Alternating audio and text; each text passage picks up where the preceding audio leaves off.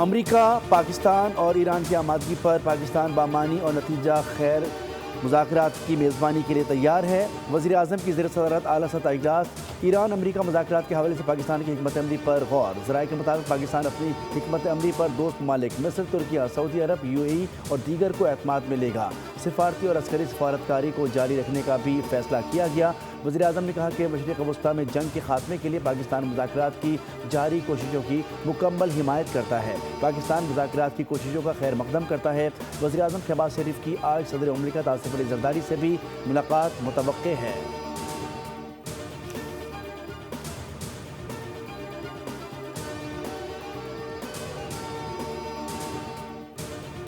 ایران سے مذاکرات میں اہم پیش رفت، ٹرمپ نے کئی نکات پر اتفاق کر لیا۔ حملے 5 دن مؤخر کرنے کا حکم۔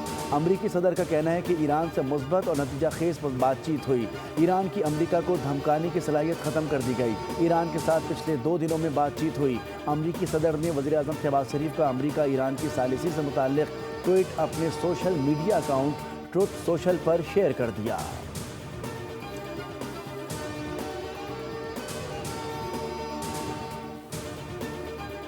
خطے میں امریکی اڈے بند کرو اور ہرجانہ بھرو، جنگ دوبارہ شروع نہ کرنے کی یقین دہانی بھی کرانا ہوگی۔ ایران نے جنگ بندی کے لیے 6 اسٹریٹجک شرائط پیش کر دی۔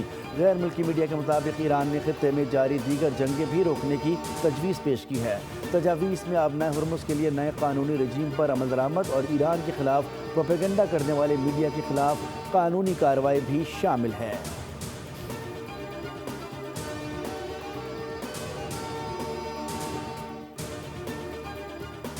اور ایک طرف مذاکرات کی باتیں، دوسری جانب قتل و غارت گری۔ امریکی اور اسرائیلی طیاروں کی ایران پر شدید بمباری، مزید 14 افراد شہید ہو گئے۔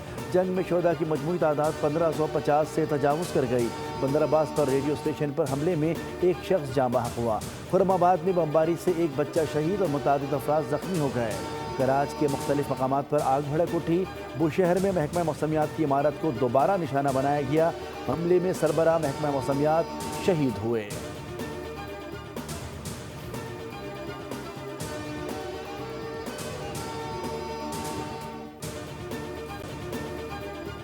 ایران امریکہ جنگ کے باعث فلائٹ آپریشن متاثر۔ عید الفطر کے تینوں روز ملک بھر کے ایئرپورٹ سے 150 سے زائد پروازیں منسوخ۔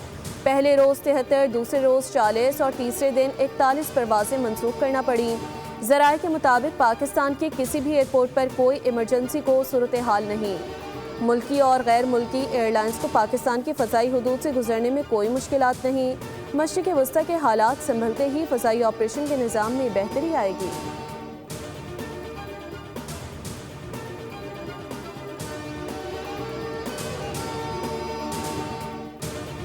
عالمی منڈی میں خام تیل کی قیمت میں 3% تک اضافہ۔ برطانوی خام تیل کی قیمت $103 فی بیرل ہو گئی۔ امریکی خام تیل $91 فی بیرل کی سطح پر موجود۔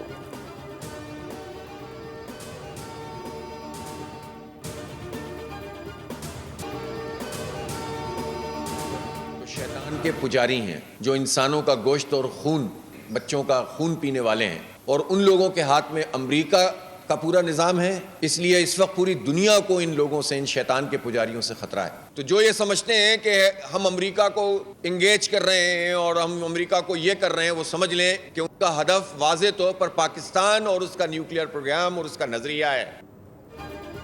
امریکہ اور اسرائیل کے حکمران شیطان کے پیروکار ہیں جو انسانوں کا خون پیتے ہیں۔ انہی شیطان کے پجاریوں نے دنیا پر قبضے کی مہم کا آغاز کیا۔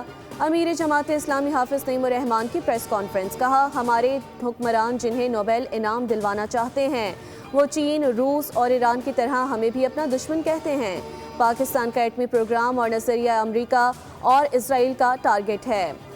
حافظ نعیم نے سوال اٹھایا کہ جب 28 دن کا پیٹرول کا ذخیرہ موجود تھا تو قیمتیں کیوں بڑھائیں؟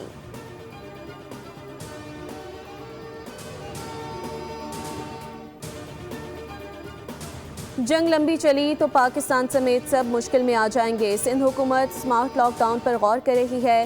سرکاری گاڑیوں کا 60% پیٹرول کم کر دیا گیا۔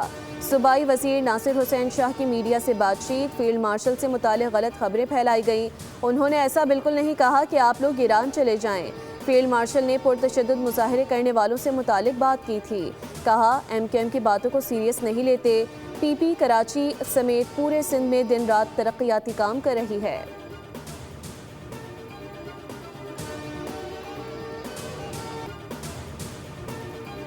مالی سال کے بعد پہلے 8 ماہ کے دوران برآمدات میں 2 ارب 39 کروڑ ڈالرز کی کمی۔ جولائی تا فروری برآمدات کا حجم 20 ارب 46 کروڑ ڈالرز رہا۔ ادارہ شماریات کے مطابق غذائی اشیاء کی برآمدات 34% کمی سے 3 ارب 39 کروڑ ڈالرز پر آ گئیں۔ چاول، تمباکو، چینی، مسالہ جات اور سبزیوں کی برآمدات کم ہوئیں۔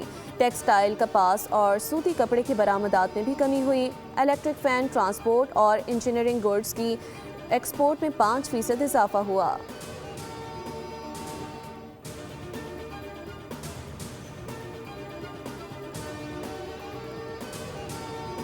روزی کی تلاش میں نکلے، موت مل گئی۔ کراچی میں قائد آباد میں ٹریفک حادثہ، 2 افراد جان سے گئے۔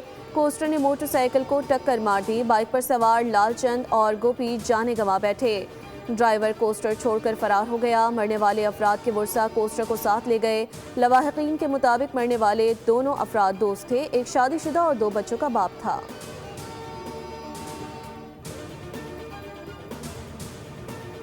کراچی میں عید کے 3 دن حادثات کی بھرمار رہی۔ 150 سے زائد ٹریفک حادثات، 14 افراد جاں بحق، 167 زخمی ہوئے۔ ریسکیو حکام کے مطابق جاں بحق اور زخمی افراد میں مرد، خواتین اور بچے شامل ہیں۔ ہنگامی خدمات اور ریسکیو ٹیمیں دن رات مصروف رہیں۔ زخمیوں کو فوری طور پر اسپتال منتقل کیا گیا۔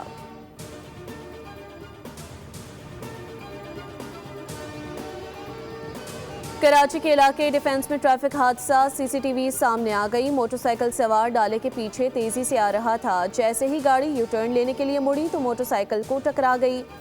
دونوں نوجوان برابر والی سڑک پر جا گرے اور تیزی سے آتی دوسری گاڑی کی زد میں آ گئے۔ حادثے میں ایک نوجوان جاں بحق اور دوسرا زخمی ہو گیا۔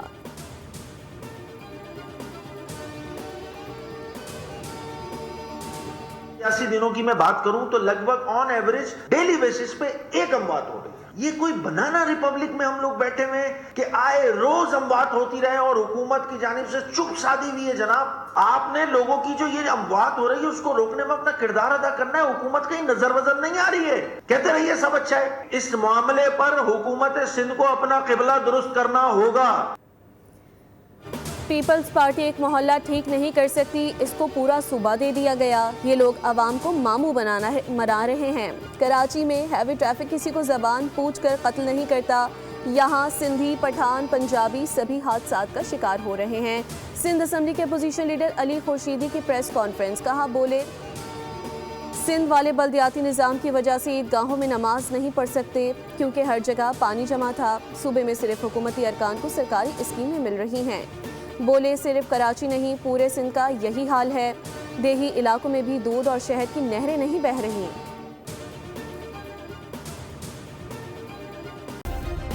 سبسکرائب کریں اور بیل دبائیں تاکہ کوئی خبر رہ نہ جائے۔